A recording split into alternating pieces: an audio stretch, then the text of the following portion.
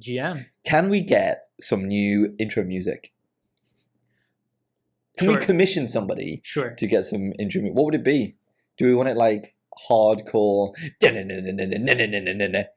or something a bit softer, like yeah, I think a nice lounge intro, calm. It's GM, right? Like I guess that's how we want to. Oh, is it supposed to be the Good Morning podcast? Is that what it is? Yeah, GM. It just fits. However you say it. I'm just going to move this close to your face because I want to make sure your voice is clear. Sure. How's the new mic? Nice. I think we tested it out. Audio sounds crystal clear. Well, I hope so. I'm looking at the recording here. I don't know if you're coming in loud and clear or not, so we'll find out. I think I might be a little bit too loud. I'm going to dial you down. Here we go. All right. High performance. All right. Big snort there. Any crashes today? No crashes. Perfect. Went up a run. Yeah. I think Strava fucked me over today because it said it was like lower than average effort. I was getting chest pains running up the hill. I was like, what's this? Yeah, wasn't a big fan. Anyway, submit a feedback to Strava. Yeah, tell them, hey, I think you're wrong here. Did I tell you? Were you there when I told the story about my Nike shoes? No. So during the pandemic, I decided that, there was certain people they either got like really into fitness or baking banana bread. Mm-hmm. Well, I decided to essentially see how many fried chicken wings I could eat on a weekly basis. So I got really fat, pretty much. Well, Iqbal came into the office one day when we came back. I'm sure you know this. And he walked past me when I was on the sofa. And obviously Iqbal's a lifter, so he was doing powerlifting. And when he walked past me on the sofa, I was like, morning, mate. And he turned around, he looked at me, he's like, hi, morning. And he did a double take and was like, are you okay? And I was like, oh my God. It's like, it was just so obvious he was pointing out that I'd put on a bit of timber, shall we say, during the pandemic. And I bought a pair of Nike Next Percent. I think it was Vaporfly. You know, the ones where they got like a bit of the sole missing. I can't remember which ones they are. Anyway, they came through, and they were supposed to be like really good and make you dead fast and all this. And I went out, and they were like making a squishing noise, and it was like, oh, this is rubbish, and it just felt terrible. And I was like, I hate these shoes. These shoes are ruining my performance. And I sent them back. And then it just turned out I was just fat and unfit. Like, the reason why they're making such a loud noise is because I was so heavy-footed, because I was dragging my feet along, that it was just like compressing so much. And like, gross noise. Anyway, yes, that's my story of my Nike shoes. I'm sorry, Nike. Thanks. Okay, maybe Strava is right this time. We don't know. Probably. It's user error, shall we say. Yeah, I watched this stand-up comedy yesterday on YouTube. This guy from Brazil, I can't remember his name, but it's the first time I watched him on YouTube. He was mentioning about, so he lives in New York, and he's like, in New York, the weather is so weird. Today is 30, tomorrow is 40, but it's colder. And when he looked at his app, it's like, feels like 18. Mate, if it's 18, say it's 18. Why say it's 40, right? Yeah. This reminded me of that. Who's the comic? I can't remember. I need to look him up again. Okay. But the channel is called Don't Tell Comedy. Don't Tell Comedy. Yep. All right. So, Don't Tell Comedy. Yeah. I'll check it out. Thank you for that. Is that it? Is that what we done for the podcast today? No. You wanted to talk about two things. Can I? Well, they were kind of last minute, and they were just kind of top of mind from one when I was in the jungle, and two when we were out for a run this morning. Yeah. But the ones that you have been there for a while. So, what do you want to talk about? I want to save it for the next. Well, I feel like they're quite heavy. Really? Yeah. So. Is it about dying? Yeah, let's give the listeners a little like context. So what I like to talk about is like death and success. Okay. Slowing down and 10x. they're all very contradictory in a sense. But All right. let's see how we could, I guess, piece things together. Should we start with that? I don't know. I feel like we should start with something lighter.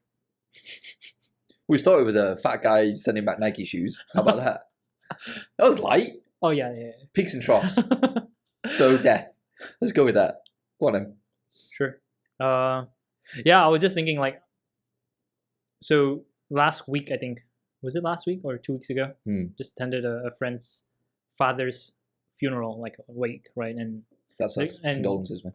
yeah, it's. I mean, he's not like old. He's like in his 50s or 60s, if I'm not mistaken. I mean, not old. That's not old at all. 50s and 60s. Yeah, exactly, right? Oh And, shit. Okay. you know, died from a heart attack, which got me thinking like, hey, are we planning? How are we planning for our deaths? All right. Okay. This is heavy. Yeah. Let's roll with it. All right. What was the thought? And that, yeah. So how that connects to success is like, I guess it helps you redefine what success really is when you actually plan for your death. And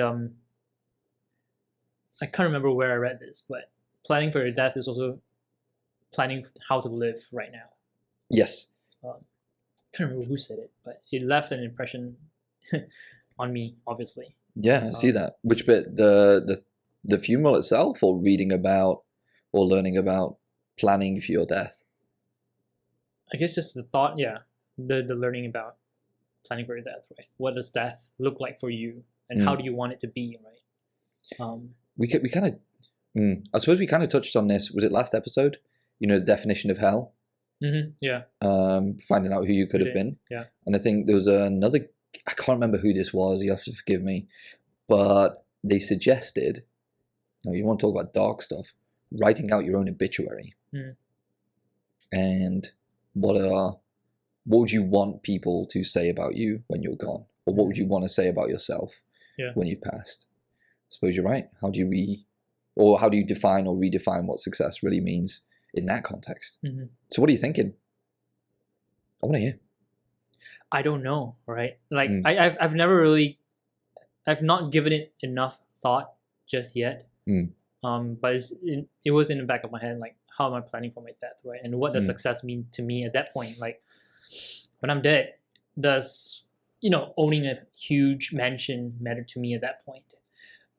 Or is owning that huge mansion like a legacy for, you know, the next generation? Yeah. And that's why I want to own. Like, it helps me think about, okay, what do I want to achieve and what does it mean, right? And ultimately, I feel like it's what legacy you want to leave behind. And legacy, however you define it, I guess it's like, how do you want people to remember you, or how do you want people to continue talking about? I don't know if this comes from a place of ego or not, but how do you want to leave an impact in this world? Essentially, I think that's where I'm going at, or going with, in terms of like defining success for myself. It's not about how much I have, but how much I leave behind, or how much I give. So that's going to be one metric of how I measure my life, really. Sorry, just gonna need to turn off my WhatsApp as interrupting that thought of yours. So this is why I like doing podcasts like this with someone who has these thoughts as well. So I don't want to ruin your thought, by the way. It's something I think about fairly regularly, and it's one of the reasons why when I joined Super Hands early on, I was in a fortunate position. I was okay at sales, and there was other large organizations that were trying to poach me and move down to Singapore from Malaysia and get paid a lot more money, like 10x kind of money. But it was never an interest to me because of the people I got to work with, and obviously, looking back on it, like how we grew the business and then working together and hiring people, it was a right decision to make. And I think too often, and again, I don't know what we speak about like in the past few episodes in terms of defining your own success and what that actually looks like for yourself and what's really important.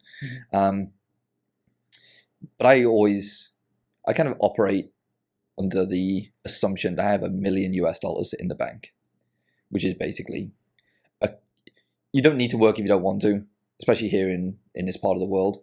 And that helps me make better decisions because it's not money motivated. And that's how I think right now. If I've got $1 million in the bank right now, like today, how do I want to live? And I want to do shit like this with you.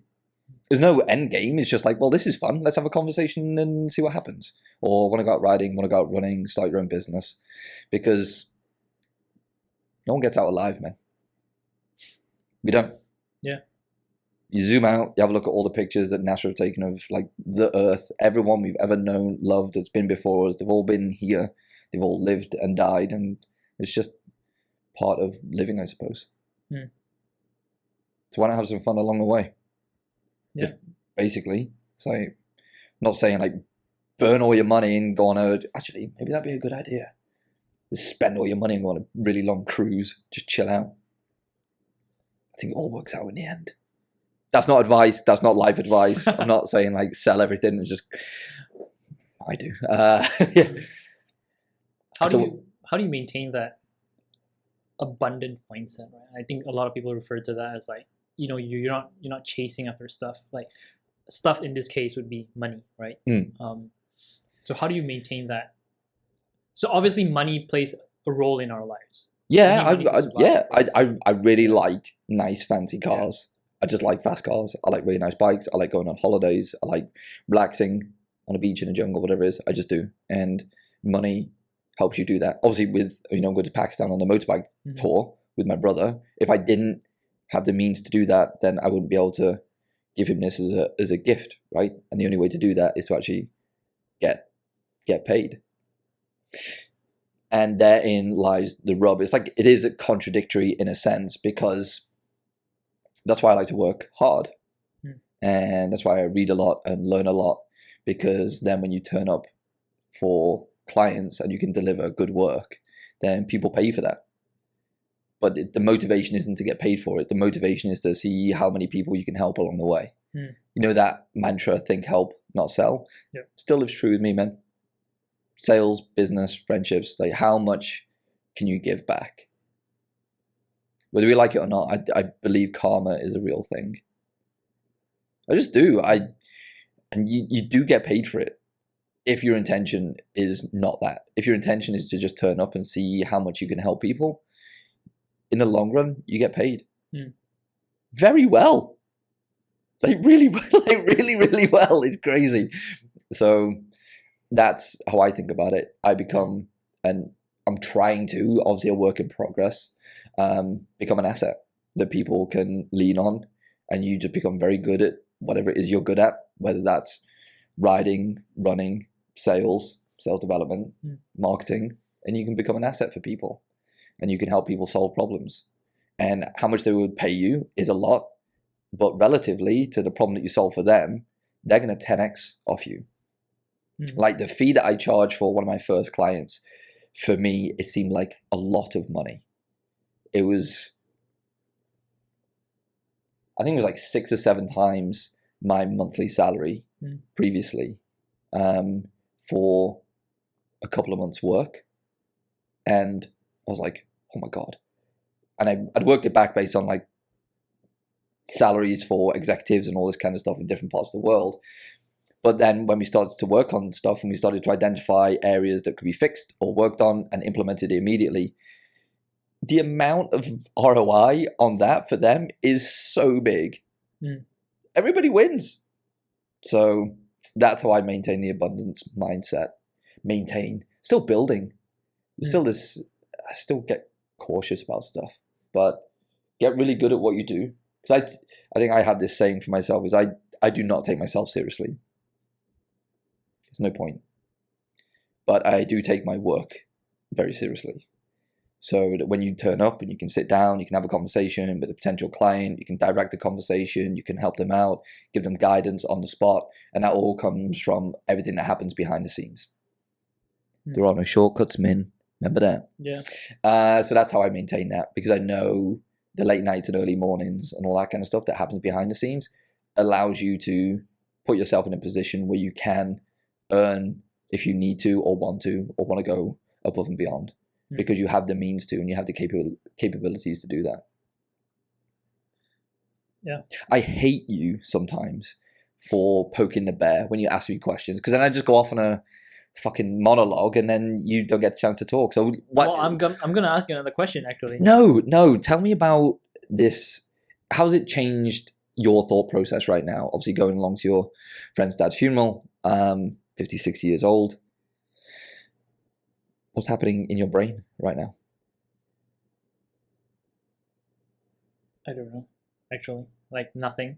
Well, that's a good start. But I think coming back to this, like I've not really thought about the legacy part just yet, and then trying to redefine what that means in more concrete terms. But on a day-to-day basis, like my mindset is every moment is just magical, and I make it count essentially. Okay. We might not be sitting here today if you think about it. The amount of, I guess, call it coincidence that needs to happen for this moment to happen, like for us to sit in front of each other right now, just beyond comprehension. There's no formula to calculate it if you think about it. That's true. So just appreciating every single moment, and that's how I kind of live day to day. Yeah. In terms of like a long-term planning, like planning for my death and legacy, I haven't really thought much about that. But I think one thing I appreciate more is just that human connection.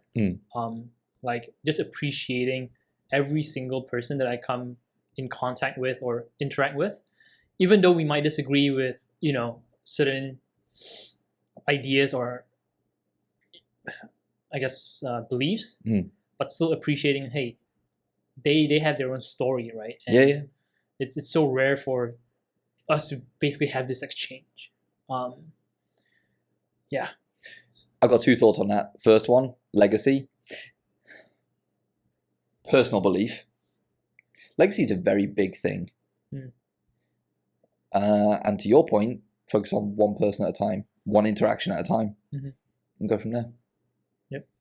So if you can start to build that connection and see how you can collaborate or help people out, like this idea of give to get, that's where it starts. And then it snowballs from there. So, I think maybe in like the startup world as well, this chat about a BHAG, the big, hairy, audacious goal, and like these long-term visions for where you want to go, and it can seem very daunting and very overwhelming. So what's the small things you can do on a day-to-day basis that build that consistency behind that, well, that foundation, I suppose, to what you want to leave behind. And hopefully in some small way, stuff like this will help, right? So these conversations, it's an hour, but if you can reach enough people, you can help people along the way. Yeah. And the second one was, people have different beliefs, different philosophies, and different values. And that's why I'm so big on understanding and being self-aware about what your values are, because your values drive your behaviors. And that's why I used to love doing this when, working with yourself and the rest of the team, because just because we have different values doesn't mean we can't align on a certain mission or a certain North Star. But when you understand your values and you can communicate them with somebody else, that's when you can start to really either relate to people or understand where people are coming from. This is where the start of empathy is. And I know we've spoken about this before. So it's like if people are like, one of their top values is family, for example, and they want to start a family or recently started a family, asking them to work at late nights on a Friday or early mornings on Saturdays and Sundays, and they say no, it's okay, cool. In fact, you probably wouldn't even ask. Yeah. And that's when, if the other team members can come along and pick up the slack where the other person can't make it because of what they want to prioritize, which is absolutely fine, everyone has that understanding. It's like, yes, this person wants to do this, therefore I can fill in here. And then there's an understanding on the other person's part. Hey, thanks for helping me fill in on this one. Let me see how I can help you out along the way. Yeah. Values and beliefs.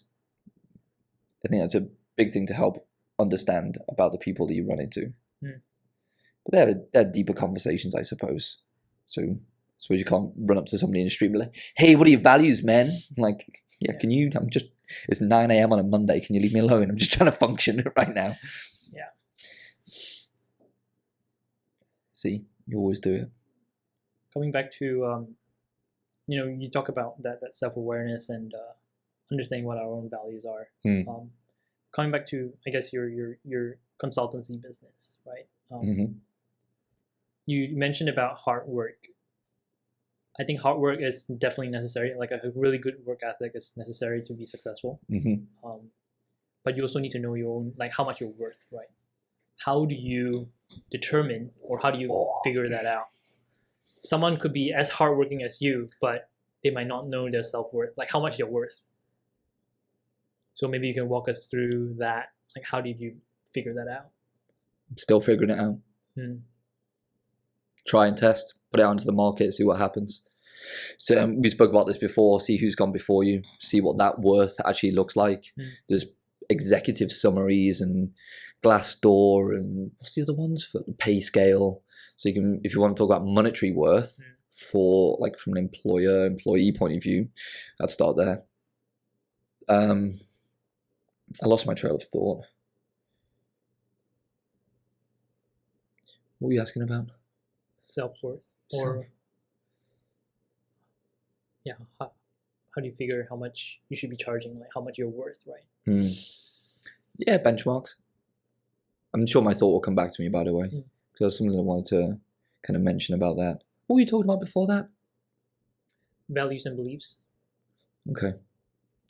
Oh yes.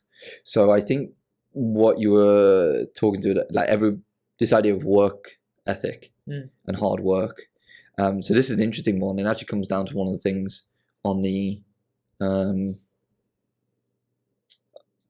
calendar invite for today about motivating incompetence. Because everyone thinks they can work hard. You know, I work with sales teams, salespeople, and sales leaders. Everyone thinks they're working hard, which is okay because a lot of people are. And this idea of people saying I don't have time to learn or upskill because I'm working too hard already. Have you ever seen that that picture of there's like these cavemen that are dragging along stones in, it's like a old kind of wooden basket thing. Have you seen this? No, I don't think I have. Okay. Two dudes dragging along this cart behind them. It's like an old wooden cart, and where the wheels should be, there's squares, right?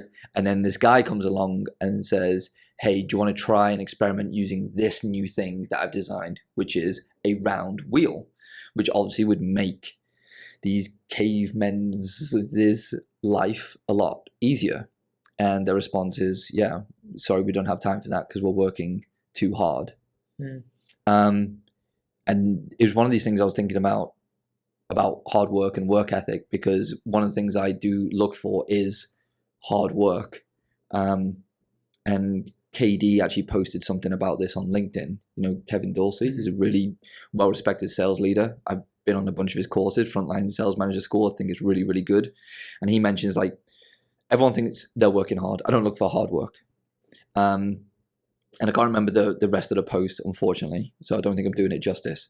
But I still look for hard work. But now, as I'm kind of progressing, I also look for matching that with coachability. So the ability to want to learn and upskill and take feedback so then they can iterate and then get better.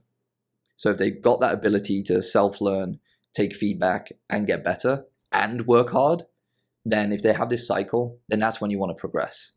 With these cavemen pulling the stuff along, if they have a leader that just comes along and says, pull harder, work more, you know, gives an inspirational speech, gets them all hyped and motivated and all that kind of stuff, they're still going to do a shitty job if they just kind of maybe taken a step back. And this is this thought process behind motivating incompetence. There's no point in getting all rah-rah with your sales team or whatever team that you have and getting up there and being like, let's fucking go, LFG, YOLO, bro. And then they've all got square wheels. It's like, you're still going to get subpar results. So why not think about, okay, let's go back to the foundations of what tools have we actually given to our teams in order for them to do a really good job, or in order for them to progress in their career or progress personally, whatever it might be. But what are the foundations that we're laying? And this brings me back to, what is your onboarding really like? How are people being brought into an organization? Like, I'm not just talking about sales, across the board.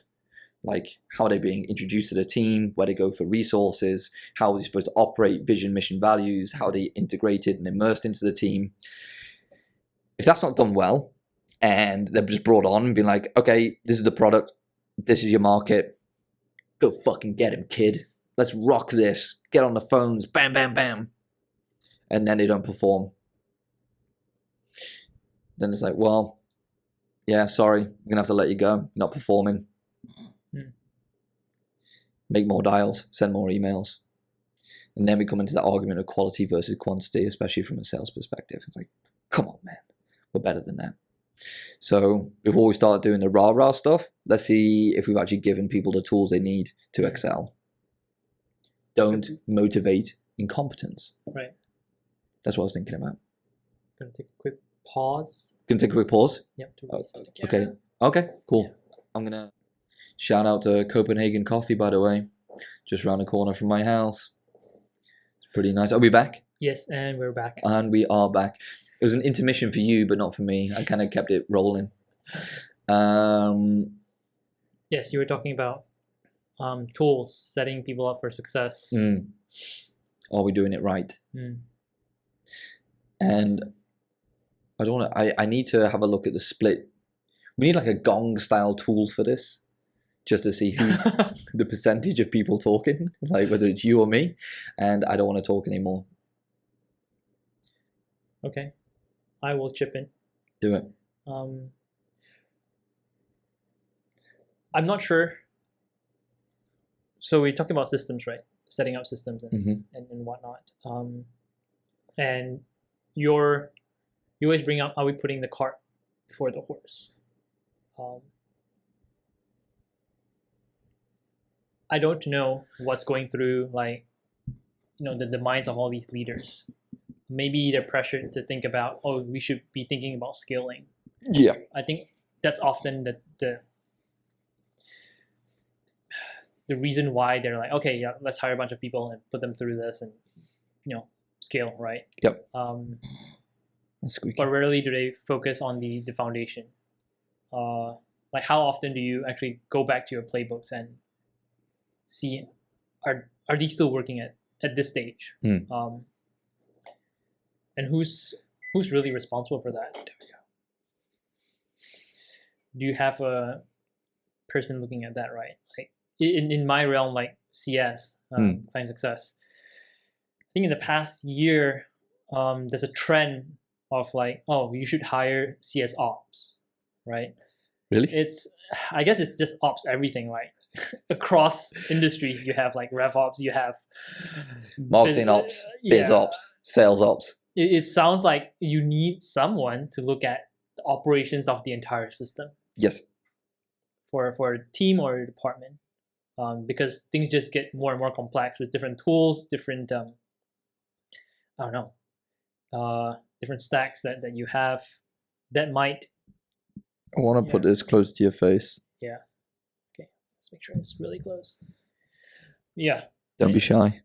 So I'm not sure if it's the leadership that should be looking at this, or do you actually need someone on an operations level to look at this, based on companies that you've worked with? What are your thoughts? There's always leadership. The clue is in the title. Lead your people and find out what they need. And if you don't have the data or processes to tell you how your people are doing, get somebody that can help you get that. Or do it yourself. Whichever is going to be easiest or most resourceful. There you go. There's other things that need long answer to that. Okay. I think this ties in really well with one point that I put, which is 10x. how do we? So if you're thinking about scaling, right, at this point, let's assume you have your foundations right, or maybe you don't have your foundations right at this point, and you're figuring out how do I get results that's exponential rather than incremental, right? What are the 10x levers that like an organization could put in place? For me, I believe people is always the 10x. Like if you hire Good to Great, Jim Collins. Is it a good book? It's a great book. Thank you for that. It's exactly what I needed. I've got it down there. Yeah, one chapter he mentions like putting the right people on the right seats on the off the bus, right? Yeah. Getting the right people on the bus and putting them in the right seats. Yeah. I believe that is, with the right hire, instantly you see changes, right? Yes. It comes down to leadership, I guess. To your point, like you hire the right person to lead the right team, and they get to make the right hires and put the right processes in place. Right. I feel like that is the ultimate 10x lever that anyone can pull. Yep. But I'm also open to exploring, like, are there other levers? Yes. What are they? It's a good question. I'm with you on this one. It always starts with the people. I think we know that. Yeah. Is this recording? I hope this is recording. I think it's recording. Okay. Yes, people first. That'll solve 99% of your problems if you can hire well. So hiring and interviewing is pretty important because that saves a lot of stress on everybody, and it gives you it allows you to worry about the bigger things. Because then how I saw it, especially when bringing in people like yourself or Lewin and working with Juin and Steve, my reliance was on you guys to tell me what you needed to do well, and to hopefully ask you some good questions to see if we can identify some gaps together, and then find out what we needed. So if we know we've got the right people on the bus, we're not scaling, or we hit a plateau, then we know it's something else. So if we hire well, okay, that's one thing, that's one pillar out the way. So then you have a look at, okay, do we have the right processes in place? Whether that's a CS process, a handover process, a client onboarding process, whether that's a onboarding a new salesperson, whether that's the right digital process, whatever it might be. And then you start with that. Then if you know that you have the right processes in place and you're still hitting a plateau, then it's like, what is the technology or automation that we can put into this to make sure that we can scale that hockey stick? And then you can start to explore the technology. Actually, thinking about that, the processes and technology are probably intertwined. Because you might be looking at a process like, how can we make this better? And then it's like, well, we can plug in some technology into this. We can alleviate a lot of stress on somebody else and save a lot of person a lot of time. So I think the technology and process thing is kind of intertwined. And then you come to the data part. I think the data part is where you're really going to get your 10x. The data part being the tools or processes you have in place. What's the feedback loop of, and what's the data going to tell us about how our people are doing?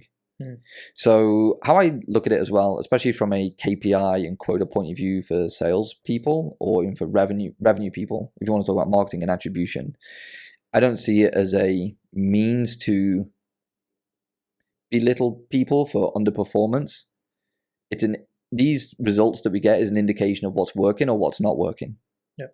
Right? It's like, if we hit the revenue number, great. Why did we hit it? Why didn't we go 25, 50% above it? Were we just really good at forecasting? Probably not. But what's the gap? And then I see it as a conversation starter. I don't see it as we need to manage these people out, or we need to fire some people. I just see it as an indication of something's working or something's not working so well. And that's where you're going to win. That's why that hiring portion is so important. Because when you bring people on board that have intrinsic motivation, they really want to do the job well, they ask you a lot of questions all the time about how they can get better, how they can progress, how they can help out, there's not a people problem. And generally, people problems are normally environment problems. So I'm a big believer in this. Well, if you set up the right environment and you know the kind of people that you want to bring on board, then the people you bring on board into that environment can flourish. You can't judge a fish how good it is at climbing trees. Right. So if you have a shitty culture that's political, or I don't know what's the best way to put it, and you put really good people into that culture, they're not going to do very well. And then you're going to see underperformance. And then they're going to either leave or be asked to leave. Okay. So if your people have a history of performing well and they're not performing well in your organization, have a look at the environment that you've created. What's the culture that you've actually built? What is happening in this living, breathing organism that you have, which is your business? I'll go off on that one. Sorry. Have a look at the data. Use it as a feedback loop. If people are underperforming or not hitting the numbers, find out why. From a point of curiosity about what's going well or what needs to be improved, not from a point of they're fucking stuff up and they need to be fired. Remove the ego.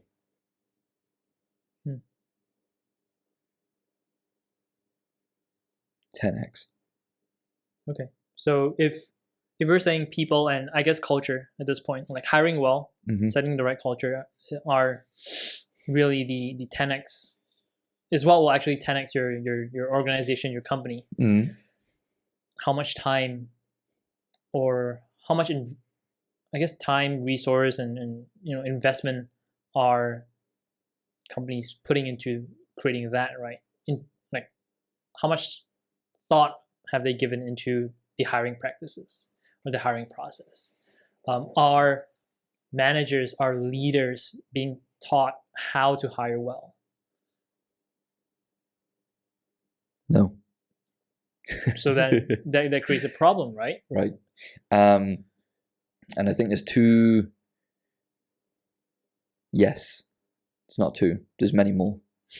There's two that I thought of, and then my brain started working a little bit more. Yeah, the hiring and onboarding isn't really there. So I think I kind of went off on a bit of a rant about this in terms of even people that are going to interviews not being prepared. And these are coming from recruiters. So as a recruiter, prepare your candidates to have a good interview. Yeah. Like, come on, man. Yes.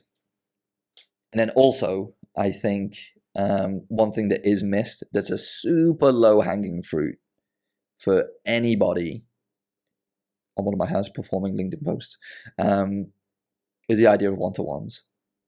This idea of sitting down with your peers or counterparts or people that report into you and having a conversation with them about how it's going. Whether that's a coaching one-to-one or just personal professional one-to-one, not like a pipeline review or results review. I would save that hat for another time and have that conversation at a later time in the week or whatever it is. Having a one-to-one with the people, as Simon Singh says, who are under your care, and asking them how they're doing. And you can structure it. What's the coaching habit? Is great. Michael Bungay Steiner. Thank you. MSB? Is that? MBS? MBS, sorry. Yeah. MBS. Not Marina Bay Sands. Yes, so coaching your kind of middle managers or that second layer to have good, meaningful one-to-ones and just allowing them that freedom to have a conversation with the people under their care about literally how it's going. Not why aren't you performing or tell me your numbers. Even if it's just 15, 20 minutes a week. 15, 20 minutes a week. And sit down and be like, what's happening? And just have a conversation with the people that are on your team. This is the fucking crazy thing. We go through interview processes which are, I'll tell you what, as a candidate, you might go through, I'll tell you what, say 5 interviews. And at the high end, say it's an hour and a half per interview. What's that, 7.5 hours? You're doing 7.5 hours of interviews with one candidate or for a company and then asking them to join your team. And in one day, you're probably going to spend that amount of time with them. So how little time you have to assess whether or not somebody's going to be a good fit, whether you're a good fit as a company for the individual, it's such a short period of time. So I think throwing people into an organization and then having a performance review just every quarter and not really catching up with your people on a regular basis to understand them as individuals, what their inspirations, aspirations, what motivates them, what are their values, and doing a values exercise with them, finding out their goals, understanding their habits, what they like to do on weekends or like before work, after work. And this will evolve over time. It's not like you can do it immediately. It's a slow burn when you get to know people and you actually want to get to know your team. It's not like I want to get to know my team because then I can get more out of them. It's more I want to get to know my team because they are individuals and I really want to know how I can help support them in their career. If you can give enough of your time as a leader, and you need to give enough of your time as a leader to your people, that's gonna save you so much time and hard work in the long run, because everyone's gonna want to work together. This sounds like a utopia, and it's like an easy and quick fix, and everything's fucking sunshine and rainbows. It's just not the case. Like, we have arguments and people fall out, but then you can always come back and sit down, and this idea of radical candor and actually have a conversation about, okay, what went wrong? How can I be better? Thanks for calling me a piece of shit. I'm sorry I was a bad leader at this point. How can I fix it? I've made some monumental fuck ups, but that's a low hanging fruit. Spending time with your people, 15, 20 minutes a week, and actually having a conversation about them with them as individuals. It will take time. It's not going to be overnight, but as soon as you start to do that, and then the people realize that your intentions are to help them. So outside of the one-to-ones, that's when you can start to be a real leader. When you start to recognize people's patterns of behavior and helping them out. When you can step in and be like, you need to take a break. I had to do this with you so many times. It used to piss me off. It was like, go home, like stop working. Like, you need a break. Because I knew you were all in and you wanted to help as much as you could. But then because of that, you were going to burn yourself out. Like, I could see it. I've been there. And it was like, dude, stop. It's okay. We'll cover this. Just take a bit of time. And that's okay. If you don't know your people, you might just want to push them. Oh, I can push this guy. It's like, yeah, but he's behind the scenes. He's fucking messaging at 11 p.m. trying to get shit done. Like, he needs a time out. Just give him a break. Okay. Yes, speak to your people. Please. It's the biggest win that you can have. It's not wasted time. If you spend, I'm gonna go off again on one. Just spend some time with people. Have a conversation. Find out who's on your team. Okay, sorry. Heavy breathing. It just bothers me. It just does. It's just like, fuck. Just sit down and like find out who's on your team. I agree. Thanks. I think it's so we're thinking about an organization has layers, right? And I think if you're VP and above, or you should be a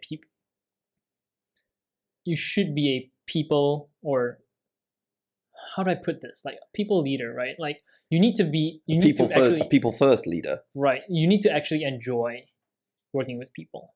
Yeah. I think I've read, I believe, one or a few posts on LinkedIn about how people who are really good at what they do, like engineers, I'm talking about engineers, right? Software engineers. Yeah.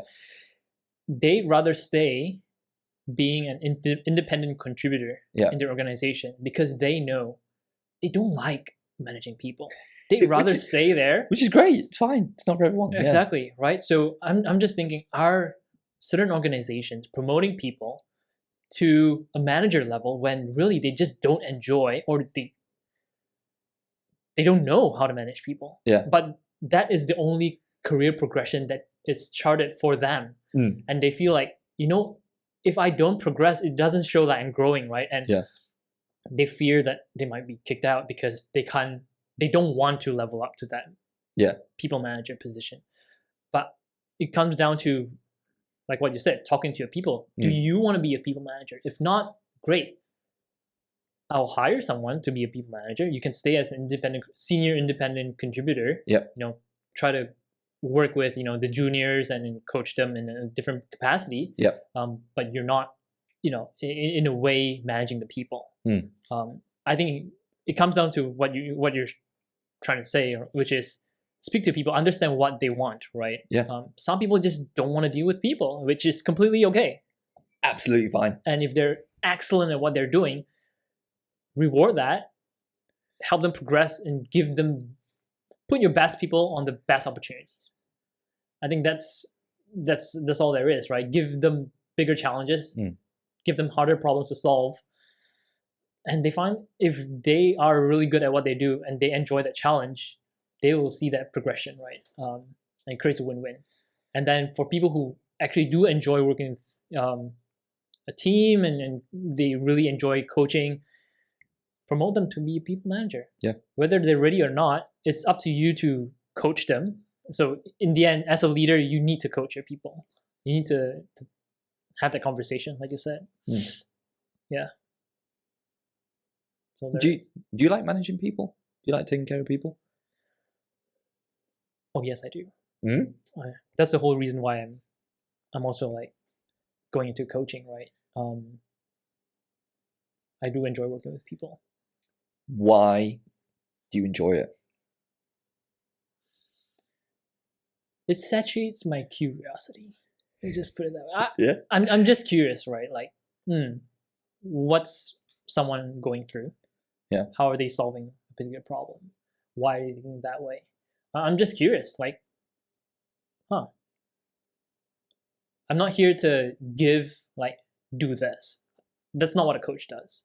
A coach gets you from point A to point B.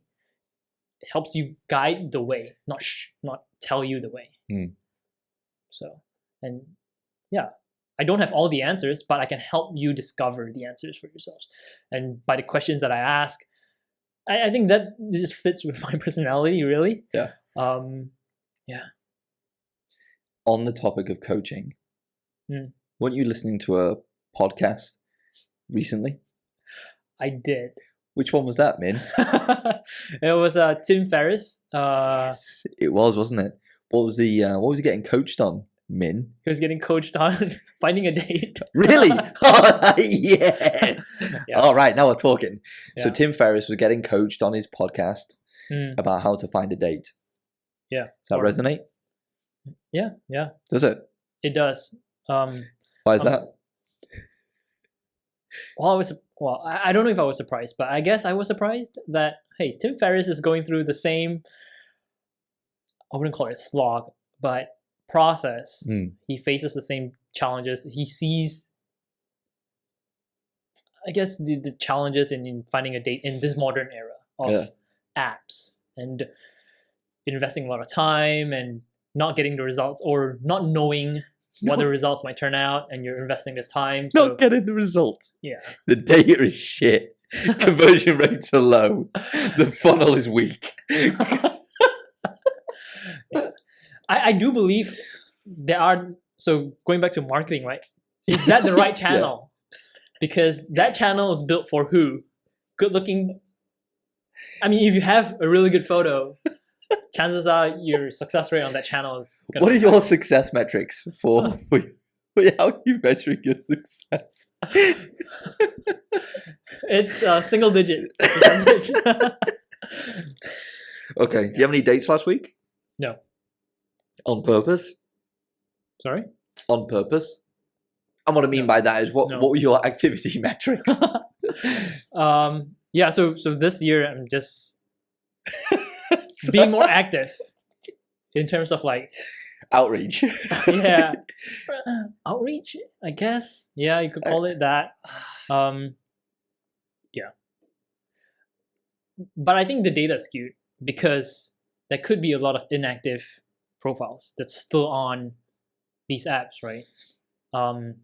Maybe they just don't delete it or they just don't use it, but they still have an account. So I don't think the data is accurate. Okay. So should we do? Okay, what's the definition of success, Min? Definition of insanity, not success. Definition of insanity.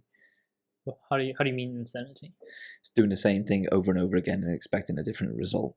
So my question to you is, in the last few months, what has fundamentally changed about your habits or your environment or where you're hanging out or associating to help you on your journey to find somebody to share a conversation with that's not me every week? Because if this right here is your romantic relationship, you need a fucking coach. Well, in terms of environment, nothing has fundamentally changed. You suck. Say. Why? Yeah. Why hasn't it changed? Status quo bias, I guess. Stupid. Just staying comfortable in my own lane, right? Yeah. I know I have. I mean, there are ways to do this.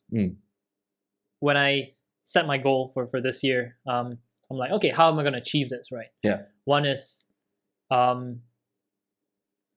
joining like a gym, for example. Did you do it? No, I did not. Perfect. So do it. Essentially. Yeah. So, you know, when you were thinking about your goal, how are you thinking about the small tweaks that you can make? You know, I'm going to talk about James Clear's Atomic Habits, right? Because I can't not. I think it was one of those books that really helped change my perspective on achieving outcomes. I'll say outcomes rather than goals, because outcomes are just kind of ongoing. Goals feels very finite. So for you, what were the small tweaks you were hoping to make in order to work towards that endpoint for you? It went off. First tweak was just being more active on the apps. What does that mean? Be more active. Daily KPI.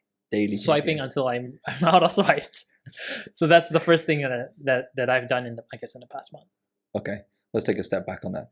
Do you kind of know the type of person that you're looking for?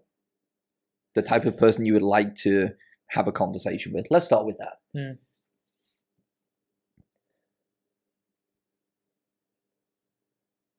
So here's the thing. Okay. I've not met enough people to know what is. So I go. My thought process is process of elimination first. When you're starting broad, you need to know what's not for you, rather than before you're finding out what's for you. Right? Find your niche. Yeah, exactly. Okay, that's fair. But I don't know. Well, not really a red flag, I guess, but more of like people who don't communicate. I think that's yeah. I don't think we can work out essentially. So essentially, someone who is transparent, like who's not afraid of confrontation. Let's just put it that way. Whatever that's in your head or in your heart, let's just have a conversation. Lewis Howes talks about it's not about how we communicate during good times, but how we fight. That's important. Okay. We need to agree on how we want to fight, and essentially it's like, okay, look, we're having this. It might seem like an argument, right? But we're just having a conversation on our differences. You know, we are not gonna attack each other personally. It's just basically coming to a common ground. So if you can't agree on how we want to fight, then hey, if you choose to fight a different way, then I guess. Isn't this like cart before the horse? We're talking MQLs and SQLs here. Okay, how many dates have, like, in person dates have you been on? Step one. Sit down, have a cup of tea. My entire life? The past month? None, but I have one scheduled for this week actually. Ooh! Now we're talking. This is it. Yeah. So that's one. Okay. My question is rooted in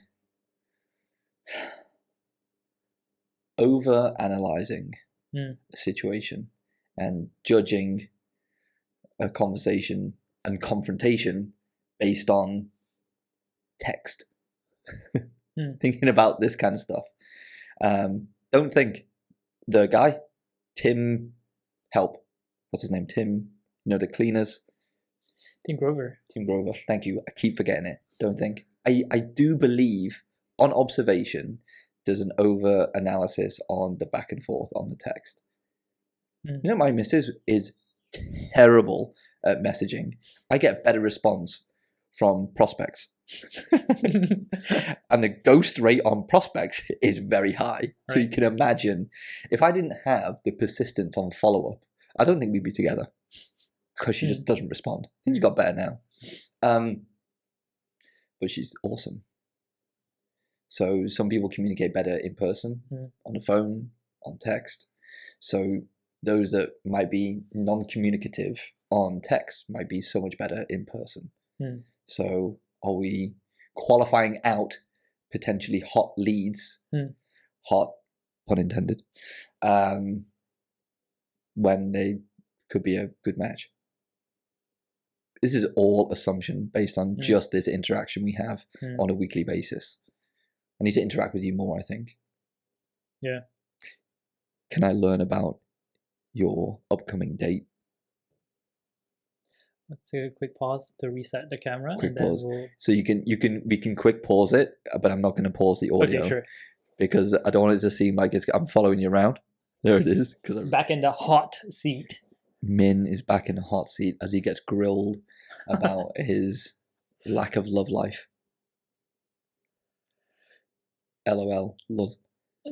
Okay, let's do it. Yeah. Who's the person? Well, not who's the person. Tell us about the person. Don't assume. Who's the person that you're meeting? No names required. Okay. A bit of history, maybe a bit of background. Oh, a match on Tinder. Okay. So Tinder win. That's how me and Els met. Yeah. Yeah. I shit on Tinder all the time. Because it is a dark place. That's why. It is. I guess it's just. I feel like it's just the right time, right? It's so difficult to match. Yeah. Is what I'm saying. Maybe I just don't have a good profile. Maybe I don't know. Can I see it? But no, I don't think so. Come on, give me your phone. I want to see it. Please let me see it. No. Anyway, going back to this, I think it's really just the right time, right place. So the thing about me, why can't I see it? Doing it daily. Why can't I see it? I figured out what works and what doesn't work. Oh, so okay. There are certain times when there's high traffic. Then that's the best time to actually get a match. Okay. And don't stay on the front page. I don't know what the front page means. Basically, whatever is the default page, right? Yeah. So I haven't been on Tinder in, well. Okay, maybe you should. I don't think so. I know what it's like out there, man. No, you could be a lead source for me. Isn't that catfishing? So hang a minute. So if you're saying that if I set a profile up on Tinder and I start swiping and then I arrange a date, for example, and they're expecting this is my brother. They're expecting at best a 5'10" on a good day white guy, and what turns up is not that. Oh man, I get arrested. Look, your first option couldn't make it. Would you be open to option number 2? I am Greg. The fuck? Okay. Anyway. Yes. So, yeah, I figured out what works. What works better, essentially. All right. And that's how I matched with this person. What do they do? Like sales. Ooh, I was going to go with hobbies. Oh, hobbies. Yeah. Wow, this is a tough one because just based on our conversations, a lot of it is like I used to do this. So I'm like, interesting. What changed? How? Okay, this is going to be a really bad question. How old are the pictures that have been posted on Tinder then of this person's? I don't know. Because if it's a lot of used to, the reason why I say this is I remember what I used to look like compared to the pictures that I posted, and they weren't always the same. I guess we'll find out. Yeah, when is it? When's the big day? Saturday. Location? I'm not gonna tell you the location so that you'll be there. No, I won't be because I'm flying to Pakistan on Friday morning, Okay. 9 a.m. We're getting ice cream. And then where? Where are you getting ice cream?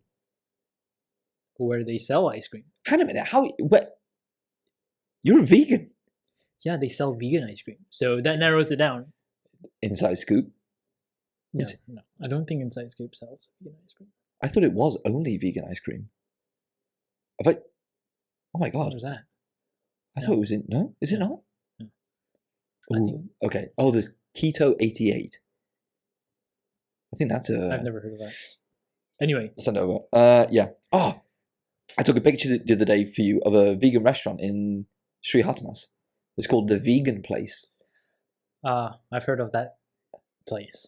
You have heard of that place? I have tried one of their... Thumbs up or thumbs down?